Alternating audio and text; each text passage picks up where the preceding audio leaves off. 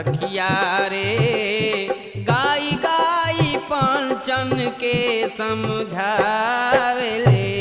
राम। अरे सखिया रे